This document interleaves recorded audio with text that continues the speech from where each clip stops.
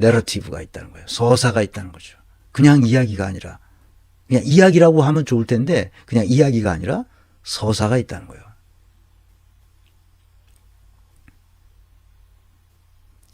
서사란 무엇인가?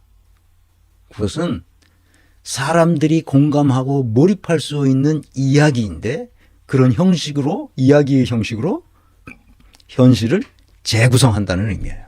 서사는. 그러니까 고대 서사시들이 있죠. 성경도 일종의 서사시의 일종입니다. 그러니까 오디세이아, 일리아드 이런 것이 다 서사시죠. 웅장한 서사시입니다. 그래서 인류 문화유산으로 남아있는 거예요. 나는 신약 성서도 일종의 서사라고 봅니다. 사전적으로 정의하면 이런데, 내가 정의한 것은 이렇습니다. 내러티브란 어떤 사건의 원인과 결과의 인과적 구조를 가진 이야기가 내러티브라는 거예요. 그런데 이 내러티브가 이 세계를 구성하는 우리의 인식의 틀을 만들어낸다는 거예요. 다시 말하면 인간이 그 어떤 사건을, 아주 어떤 사건이어도 상관없어요. 그 사건을 이해하고 평가하고 해석하고 행동하도록 유도하는 개념적 실체를 우리의 뇌리 속에 만들어준다는 거예요. 그 내러티브가. 놀라운 거죠. 그러니까 내러티브에는 반드시 뭐가 있냐면 영웅이 나오고 악당도 나오고 가해자도 나오고 피해자가 나옵니다. 그러니까 자기 스스로 서사를 만들어낼 수는 없어요. 혼자 서사를 만들어내는 경우가 있을 수는 있지요. 그러나 서사를 만들어낼 만한 어떤 사건이 있을 때 그것을 서사로 쫙 만들어낼 수는 있어요. 예를 들면 이런 거죠. 이재명이 성남시장이 됐을 때 보니까 7천억이 넘는 빚을 진 거예요. 자기가 인수인계를 받고 나니까. 그래서 뭐야? 이걸 다 갚자는 얘기야? 뭐야? 이거 말이 안 되잖아. 그래서 뭐야? 파산 직전에 하는 거, 집을 유예 선언을 하죠. 모라토리움이라고 선언을 해요. 나는 기초단체장이 자기네가 빚이 너무 많아서 이 빚쟁이들로 하여금 내가 이 빚을 제때 갚아줄 수가 없다고 선언한 게 모라토리움이잖아. 집을 유예 선언을 한 거죠.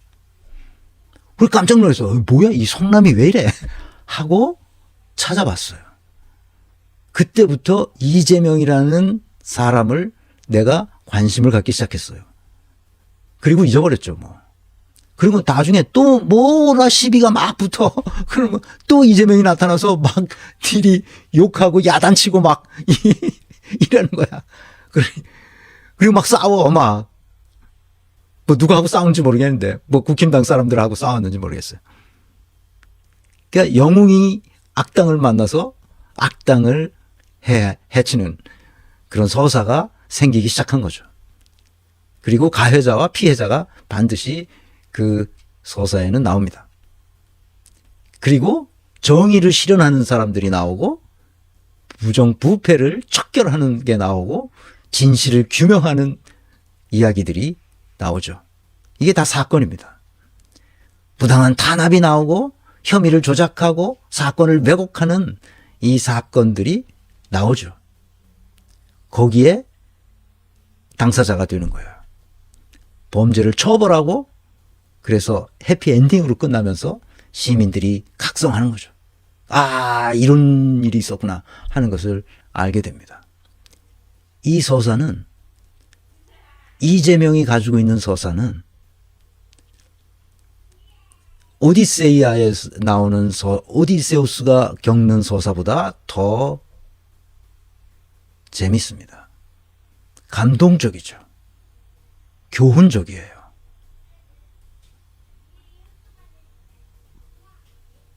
그래서 내러티브는 자기 혼자 지어낼 수가 없어요. 내가 김경수를 안타깝게 생각하는 것은 서사가 없다는 것을 알고 자기 스스로 서사를 만들어 보려고 그렇게 애를 쓰는 것이 너무 애처로웠어요. 그건 뭐냐? 단식 투쟁을 하는 거예요. 단식 투쟁을 해. 그 서사를 만들려고 그러는 거예요. 그러니까 자기가 억지로. 헌재가 윤석열 파면 결정을 전부 늦춰주니까 그거 빨리 해달라고 단식 투쟁을 해요. 그래서 이재명이 가서 이제 그만하시라 그러잖아요. 그러니까 서사가 아주 민홍지 한 장 두께로 만들어진 거죠. 근데 그게 쌓여야 돼요. 그게 일생을 거쳐서 쌓여야 됩니다. 그래야 뭐가 되냐? 천재가 되는 거예요. 그래야 새로운 장르가 만들어진다 이 말입니다. 정치와 언론에서 만들어낸 내러티브는 어떤 역할을 했는지 봅시다. 이재명과 김어준이 만들어낸, 자기가 만들려고 해서 만들어진 게 아니라 그 환경과 그 사건이 그런 내러티브를 그냥 만들어낸 거예요. 자연스럽게 내러티브가 나온 거죠. 내러티브는 어떤 역할을 하냐? 정보에 의미를 부여합니다. 단순한 팩트가 아니라 맥락을 이해해서 정치적 메시지를 전달하는 겁니다. 김어준은 몇 명의 국회의원들보다 더 막강한 힘을 가지고 정치적 메시지를 전파하고 있어요. 팩트만 전달하지 않습니다. KBS는 팩트만 전달하죠. MBC, SBS도 팩트만 전달합니다. 각자 알아서 해석하라는 거죠. 그런데 김어준은 그 팩트를 가지고 맥락을 이해해서 자기가 해석하고 이해한 수준으로 그것을 쫙 풀어줍니다. 그러면서 정치적 메시지가 그 안에 담겨 있죠. 그러니까 사람들이 그 내러티브를 듣고 아하 그렇구나 하고 감동하고 그 이야기를 듣고서 그 사태가 어떻게 돌아가는 판석이라는 것을 이해한단 말입니다. 근데 조중동은 이와 반대의 내러티브를 만들려고 무던 애를 쓰는데 너무나 많은 애를 쓰고 그 신문을 만들어내는데 사람들이 별로 감동하지 않아요. 왜? 왜 감동하지 않을까요?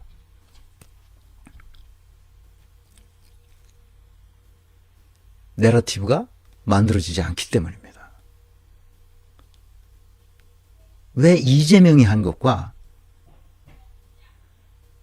김어준이 한 것은 내러티브가 생겨나는데, 그래서 그 이야기가 그냥 단순한 논리보다 훨씬 더 쉽게 공감하게 만들어주는데 왜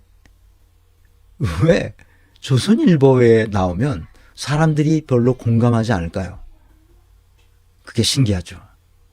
그래서 많은 사람들이, 특히 민주진영에 있는 사람들이 조선일보를 폐간시켜야 한다고 생각합니다. 더군다나 김건희까지 나타나서 조선일보를 폐간시킨다. 삶을 걸었다. 생명을 걸었다.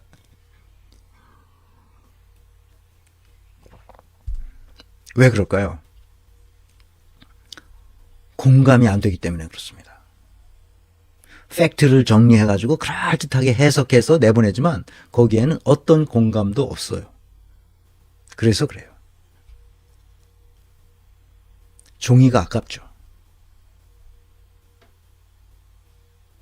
이 마지막이 중요한데, 현실을 해석하는 프레임이 생겨요. 내러티브에는.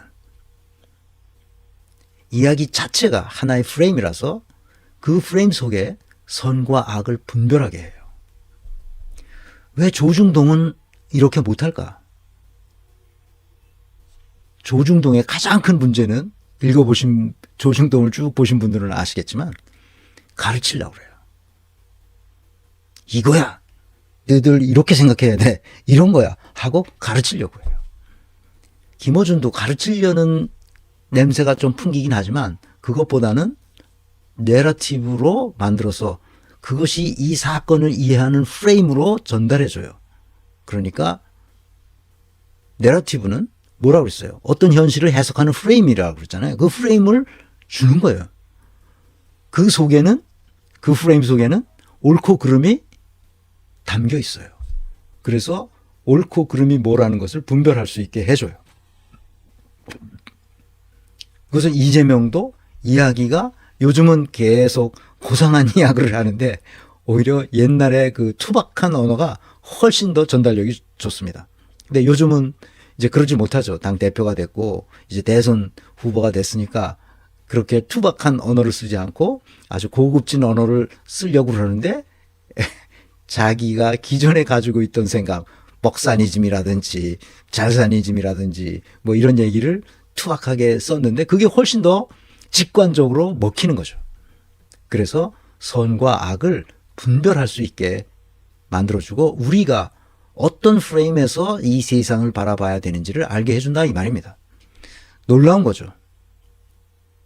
그래서 그 위대한 심리학자, 미국의 심리학자인데 이 사람은 1915년에 태어나서 2016년에서 한 세기를 산 사람이야. 굉장히 유명한 심리학자인데 교육심리학자입니다. 이 사람이 교육심리학자인데 미국의 초중등 교육의 교육 과정을 잘 정비해서 엄청난 미국 사회에 영향력을 끼친 심리학자인데 이 사람이 이렇게 말합니다. 제롬 브루너. 인간은 이야기를 통해 세상을 이해합니다. 내러티브는 삶에 의미를 부여하는 방식입니다. 그래서 단순한 이야기가 아니라 내러티브가 있어야 된다. 내러티브란 뭐라고 그랬죠? 이 세상을 이해하는 방식이에요. 그리고 우리의 삶에 의미를 부여하는 방식입니다. 거기에는 영웅과 악당이 나오고 가해자와 피해자가 나오고 아주 미친놈이 나오고 정상인 사람이 나오는 거예요. 그래서 이들 간의 싸움에서 어떻게 결론 날 것인지를 보면서 우리가 세상을 이해하고 우리의 삶의 의미를 찾게 됩니다. 놀라운 거죠. 네, 김어준의 유머 포인트는 가끔 화가 나게 만듭니다. 네. 명린정님, 네.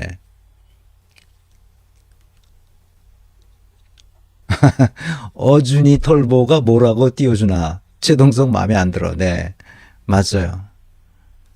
나도 마음에 안 드네요.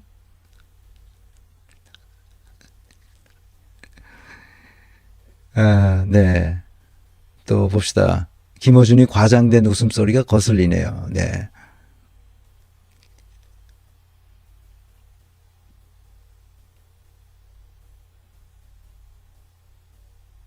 네. 자,